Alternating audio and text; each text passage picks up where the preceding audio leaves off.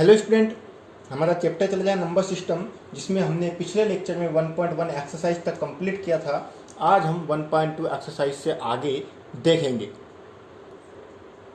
1.2 exercise आपकी NCERT की book की आपकी स्क्रीन पर आपको शो हो रही होगी, जिसमें हम पहला क्वेश्चन अगर देखें तो लिखा हुआ है state with the following statement are true और फॉल्स जस्टिफाई योर आंसर। इन क्वेश्चन को आपने देखना है कि कौन सा ट्रू है और कौन सा फॉल्स है।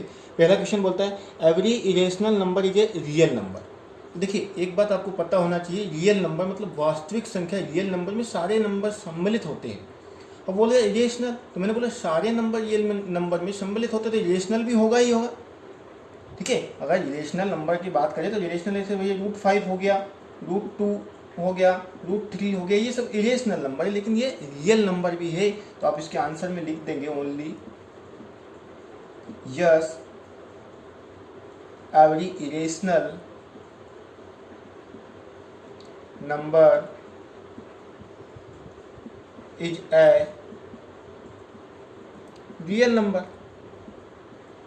ठीक है, सेकंड की बात करें हम, बोलता है कि every point on the number line is of the form √2 where m is a natural number. देखो, नंबर लाइन के बारे में ज़्यादा हम बात यहाँ पर डिस्कस नहीं करेंगे, लेकिन फिर भी आप थोड़ा सा समझने की कोशिश करें। यहाँ पर वह बोले कि जो नंबर लाइन होती है आपकी, ठीक है, नंबर लाइन पे जो प्रत्येक पॉइंट होता है वो √m के जैसा होता है क्या? -1 होता है, ये -2 होता है, -3, ये आपकी नंबर लाइन होती है। वो बोला कि प्रत्येक एलिमेंट √m के जैसा, तो यह तो संभव है नहीं। क्यों नहीं है? क्योंकि ये जो नंबर है कभी 4 भी आएगा, और जब हम √4 की बात करें तो वो क्या होता है, 2 होता है। और प्रत्येक एलिमेंट √m के जैसा तो होता नहीं है, अलग अलग होते हैं 1 2 3। तो हम यहाँ लिखेंगे no every point on the number line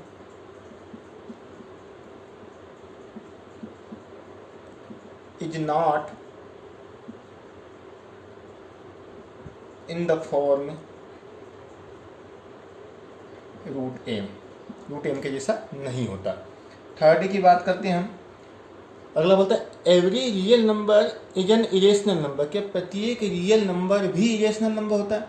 देखिए, रियल नंबर में सारे नंबर होते हैं। रियल नंबर में 4 भी आ जाता है, 2 भी आ जाता है, 1 भी आ जाता है, 1/2 भी आ जाता है, रूट के अंदर भी आ जाता है, माइनस भी आ जाता है। ये सभी नंबर क्या होते हैं, रियल होते हैं। देखिए, सारे नंबर इरेशनल नंबर है क्या? इरेशनल नंबर है क्या? नहीं है। ठीक है, उसने बोला है, देखो किसी को एवरी रियल नंबर, ना रेशनल की बात नहीं करे, इरेशनल की बात करे। तो ये भैया इरेशनल तो ये हुआ, ये रेशनल हुआ, ये नेचुरल भी हो गया, होल भी हो गया। तो प्रत्येक जो रियल नंबर होता है वो रेशनल नंबर नहीं होता। तो इसमें आप क्या लिख देंगे, no every real is not a irrational number।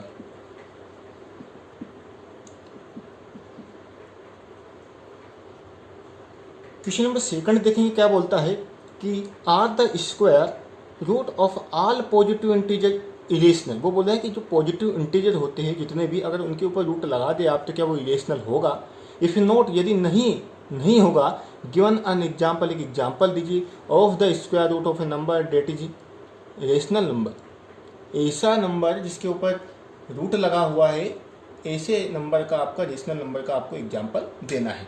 मैं बात करता हूँ यहाँ पर। सबसे पहले तो देखिए, फॉर एग्जाम्पल हम देखें तो बोला कि कोई सा भी इंटीजर हो, 1 हो, 2 हो, 3 हो, 4 हो, 5 हो, 6 हो, सभी के ऊपर रूट लगा दीजिए तो क्या सारे ही नंबर रेशनल होंगे? तो देखिए, 1 छोड़िए, 2 छोड़िए, 3 छोड़िए, लेकिन 4 की अगर मैं बात करूँ, 4 के ऊपर अगर मैं रूट लगा दूँ तो क्या होता है, 2 × 2 मतलब क्या आता है आंसर, 2 आता है। दिस इज इरेशनल नहीं है, ये तो इरेशनल नंबर हुआ। यही तो वो बोल रहा है कि प्रत्येक के ऊपर अगर आप रूट लगा दे तो क्या वो इरेशनल होगा? तो हम लिखेंगे नहीं, ऐसा तो नहीं होगा। तो हम लिखेंगे no every square root of all positive integers are not irrational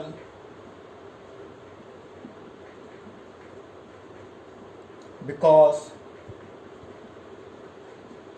example की बात कर लेते हैं हम, अगर मैं √4 लिख देता हूँ तो इसका आंसर क्या आता है 2 और इज ए रेशनल नंबर।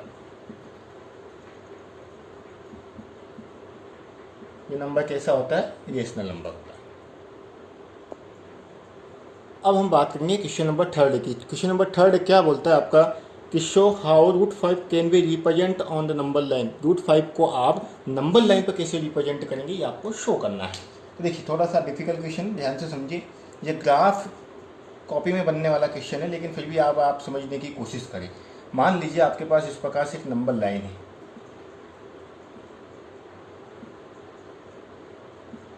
यहाँ आपका सेंटर पॉइंट O होता है, 0 होता है, यहाँ आपका 1 होता है, 2 3 4 -1 -2 -3 -4। जब आप ग्राफ कॉपी में देखेंगे तो एक आप ग्राफ कॉपी मेरे पास उपलब्ध नहीं तो मैं बता देता। जो डार्क लाइन होती है वहाँ आपको 1 लिखना है, 2 लिखना है, 3 लिखना है, 4 लिखना है। और वो बोल रहा है कि आपको √5 को रिप्रेजेंट करना है। किसको करना है? √5 को। तो √5 को रिप्रेजेंट करने के लिए आपको क्या करना पड़ेगा? सबसे पहले लेट में लिखूंगा, लेट। ये आपका कौन सा पॉइंट रहेगा? 0 होता है, लेकिन मैं इसको O भी लिखूंगा। ये 0 होता है, लेकिन मैं क्या लिख रहा हूँ? इसको अभी O लिख रहा हूँ। लेट OA इक्वल टू 2 लिखूंगा मैं। A कहाँ रहेगा? इस 2 के साथ रहेगा। ये A कहाँ रहेगा? यहाँ पर। इसको पूरे को कितना ले रहा हूँ मैं? 2 ले रहा हूँ। तो यहाँ से यहाँ तक कितना? 2 है हमारे पास, 1 सेंटीमीटर और 2 सेंटीमीटर। तो हम कितना ले लेंगे? लिखने की जरूरत नहीं, कितना है? 2 लेंगे। इसके बाद मैं ले रहा हूँ AB। अब AB कहाँ है? अभी बताता हूँ मैं। 1।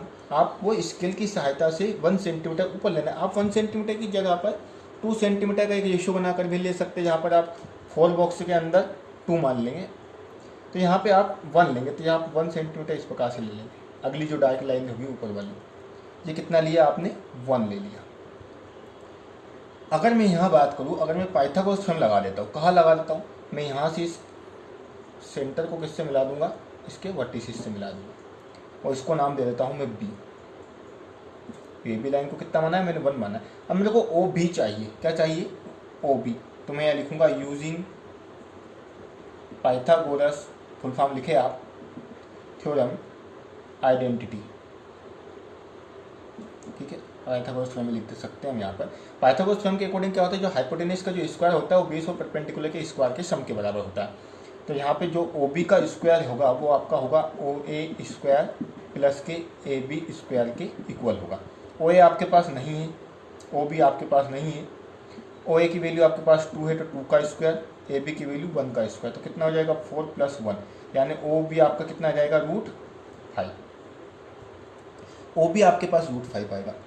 अब ये जो OB है ये √5 है, लेकिन उसने बोला √5 को नंबर लाइन पर रिप्रेजेंट करना है। तो नंबर लाइन तो आपकी ये वाली है, इस पर रिप्रेजेंट करना है। तब आपको आपका डिवाइडर लेना है, और डिवाइडर की सहायता से क्या करेंगे? OB रेडियस लेना है। डिवाइडर में कितना, डिवाइडर को कितना खोलना है आपको? OB इतना खोलना है, और डिवाइडर की सहायता से आप इस प्रकार से यहाँ आर्क डाल देंगे। ऐसे इधर से यहाँ रखेंगे, O को सेंटर मानते हो, इस प्रकार से आर्क डाल देंगे, और ये जो पॉइंट मिलेगा आपको, चाहे तो आप इसको M नाम दे सकते हैं, यही आपका क्या होगा? नंबर लाइन पर √5 होगा। ठीक है, अब मेरे को उम्मीद है कि आपको समझ में आया होगा। आप बार बार देखिए इस वीडियो को तो समझ में आ जाएगा। लास्ट में आपको लिखना है यूजिंग ए कंपास, डिवाइडर भी लिख सकते हैं आप, कंपास O अस सेंटर। O को मैंने क्या माना? सेंटर माना। एंड OB, ये OB क्या है? डिवाइडर को जितना खोलेंगे वो उसकी रेडियस होती है। तो OB as radius, draw an arc. A R से जो काटते हैं वही क्या होता है? आर्क होता है डिवाइडर की सहायता से। Which intersect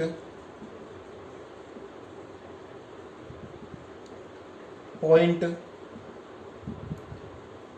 M. कहाँ पर इंटरसेक्ट करेगा नंबर लाइन को? एम पर। पॉइंट एम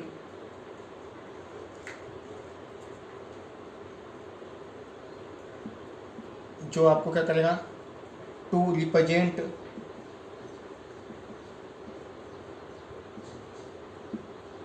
√5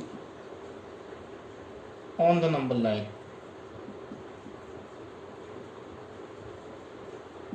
यही आपको क्या करता है, √5 नंबर लाइन पर रिप्रेजेंट करता है।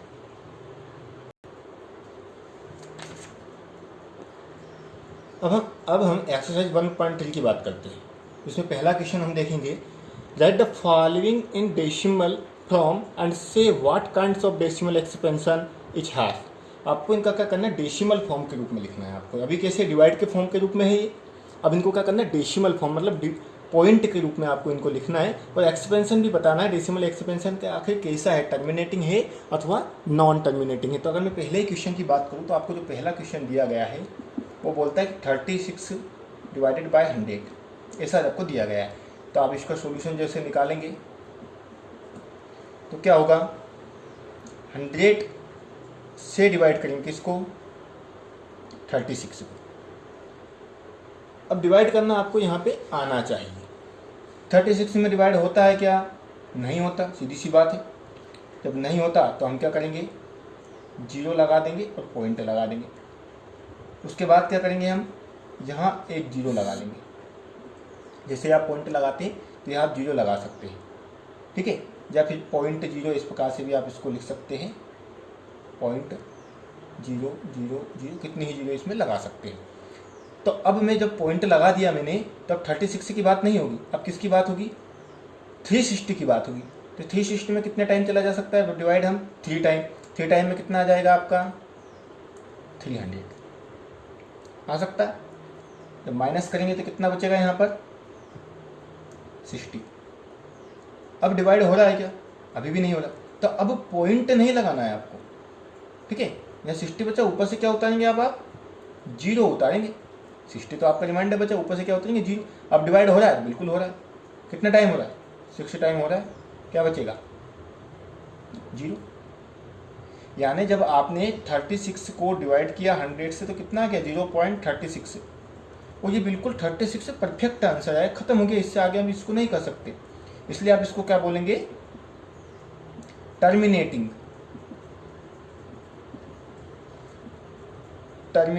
डेसिमल, ठीक है। क्या बोलेंगे, terminating decimal. Question number second आपके पास है 1/11। तो इसको भी आपको वैसे ही करना है, आपको 11 से डिवाइड करना है किसको, 1 को। डिवाइड हो रहा है क्या, नहीं हो रहा है, तो हम क्या लगा देंगे, 0 पॉइंट। अब इसके बाद आप कितने भी 0 लगा सकते हैं इसमें, ठीक है, कितने भी 0 आप लगा सकते हैं। तो यहाँ लिख देते हैं हम इस प्रकार से, क्यों लगाया आपने कि अगर यहाँ पर अगर एक 0 लगा दिया हमने तब भी डिवाइड नहीं हो जाता, तो हमने पॉइंट लगा दिया, एक और 0 ले ली। आप कितने टाइम जा सकता है, अब ये ध्यान रखना थोड़ा सा आपको। यहाँ पर मान लीजिए आपने यहाँ पॉइंट लगा दिया, तो पॉइंट के बाद में इस प्रकार से 0 ले लेता हूँ फॉर एग्जाम्पल। अब आपने जब पॉइंट लगाया तो एक 0 लेंगे आप, तो क्या आ जाएगा, 10 में डिवाइड हो रहा है क्या, अभी 10 में फिर भी नहीं हो रहा क्योंकि 11 है। तो हम एक और 0 बढ़ाएंगे, कहाँ पहुँच जाएंगे, 100 पर। लेकिन अब 0 बढ़ाना है तो यहाँ भी आपको 0 बढ़ाना पड़ेगा।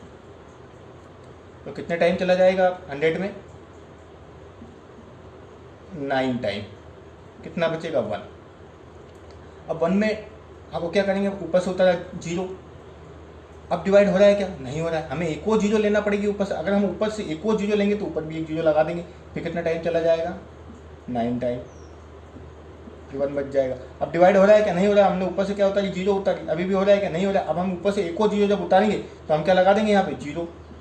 अब कितना टाइम चला जाएगा, 9 टाइम। वापस से क्या बचा, 1 बचा, वापस वही कंडीशन। तो हम यहाँ देखते 0.9 बार बार आ रहा है। तो कुल मिला के 1/11 का अगर मैं डिवाइड करूँ तो 0.09 आ रहा है डेसिमल एक्सपेंशन। और ये खत्म नहीं हो रहा है, अगर खत्म नहीं हो रहा तो हम लिखेंगे नॉन टर्मिनेटिंग। कैसा एक्सपेंशन है, non terminating expansion. Third question आपको दिया गया है 4 होल 7/8, 4 से 7/8 आपको दिया गया। इसको अगर मैं कैलकुलेट करूँ, 8 4 32 और 7 कितने हो जाएंगे, 39। 7 नहीं, ये क्या है, 1 है। तो ये हो जाएगा आपके पास 33/8। डिवाइड करिए डायरेक्टली फटाफट, ठीक है। कितने टाइम चला जाएगा, 4 टाइम, 32, कितना बचा, 1। अब यहाँ देखिए 1 में डिवाइड हो रहा है क्या, क्योंकि ऊपर संख्या कुछ बची नहीं, हमें पॉइंट में निकालना डेसिमल एक्सपेंशन। तो हम यहाँ क्या लगाएंगे, पॉइंट, तो यहाँ क्या लगाएंगे 0। कितना टाइम, 1 टाइम। कितना बचा, 2 बचा यहाँ पर। अभी डिवाइड हो रहा है क्या, नहीं होता है, नहीं हो रहा है। अब पॉइंट के बाद 1 0 आप डायरेक्टली लगा सकते हैं। अगर 2 0 की आवश्यकता पड़े तो 1 0 यहाँ बढ़ जाती है, तो 1 0 हमने लगा लिया। कितने बार चला सकता है यहाँ पर, 2 टाइम, 16, 4 बचा। अब डिवाइड हो रहा है क्या, नहीं हो रहा, हम 0 लगा लेंगे। कितने टाइम चला जाएगा, 5 टाइम में पूरा चला जाएगा। क्या बचा, 0। यानी आंसर क्या आ गया आपका, 4 ऑल 1/8 का 4.125 आया। और ये खत्म हो गया यहीं पर, आगे नहीं हो रहा, तो हम क्या लिखेंगे, टर्मिनेटिंग डेसिमल। कैसा है, टर्मिनेटिंग डेसिमल एक्सपेंशन। ठीक है, तो आज के लिए इतना ही। नेक्स्ट लेक्चर में हम इसके आगे के क्वेश्चन करेंगे। तब तक के लिए थैंक यू, बाय।